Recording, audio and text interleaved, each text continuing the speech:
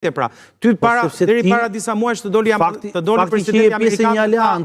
Fakti që je pjesë e një aleance, e cila u vund ato kanë dhe një protokolle, që është protokolli artikulli 5, të cilin presidenti amerikan e ka vënë në diskutim para disa muaj. Edhe një herë, presidenti amerikan, në vlerësimin tim, po mban në këmbë Bashkimin Evropian sot, me politikën e tij të izolimit të Amerikës, po mban këmbë, sepse po del Bashkimi Evropian. Dhe kjo është arsye që ne mos kemi mbrojtje. Edhe një herë.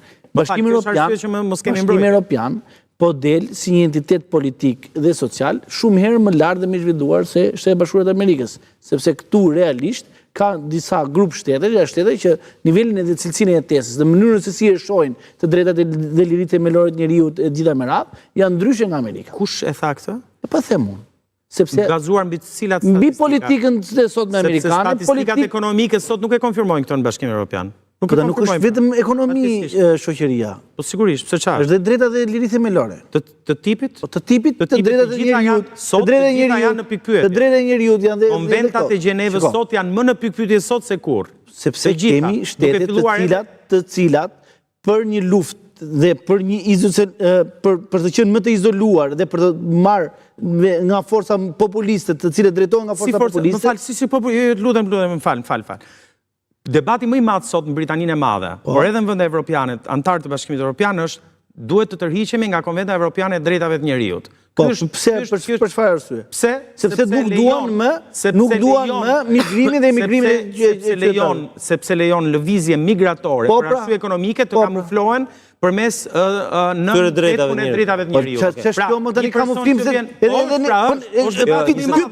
ky popull që jemi ne sot është debat real. Ka migruar. Ky popull ka migruar, ju ka mifluar. Është debati më i madh, po di më që është debati më i madh është që të shkojnë 10.000 shqiptar kalojnë me gomone para disa vitesh në Angli dhe thonë kërkojmë azil politik, ndërkohë që s'kan asnjë arsye të kërkojnë azil politik. Dhe fliqin ata 100.000 të tjerë që janë të rregullt dhe që duan të aplikojnë për viza dhe të shkojnë dhe të kthehen në shtëpinë e tyre.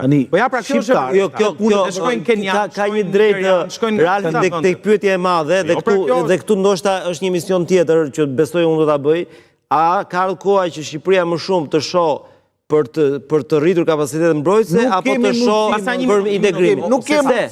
Po je popull 1 milion banor. 1 milion banor që janë të aftë për të marrë pjesë në luftë. Ky buxheti ke ekonomi për luftë. E dini sa ka buxhetin e mbrojtjes Serbia apo jo? Ata kthejmë në se ne kemi problem me Serbia më vjen. Po dini sa ka buxhetin? Po dakord, buxhetet e di nivelin e shtrisë që kemi ne me Serbin apo jo? Okej, mirë, dakord. Hajde do. Në rregull, po a duhet të hedhur që Serbia ka industri të militarizimit. Të bëj një pyetje. Po nëse Serbia ndërmerr një hap për të sulmuar, çfarë do bësh? NATO e kupton pra që arritja më e madhe këtij populli është NATO. A e kupton apo jo?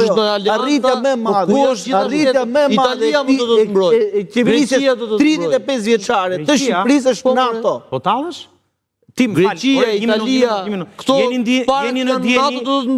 jeni në dijeni ju që Greqia nuk njeh Kosovën apo e harruat këtë? O zotri, ore në rast sulmi nga Serbia në Tiranë. Edhe një në rast sulmi Greqia në Tiranë Greqia do të mbrojë neve kundër serbit? Po patjetër. Po ka detyrim si antar i NATO-s. Po çikin, po si jemi mirë. Redi, po ndjes po.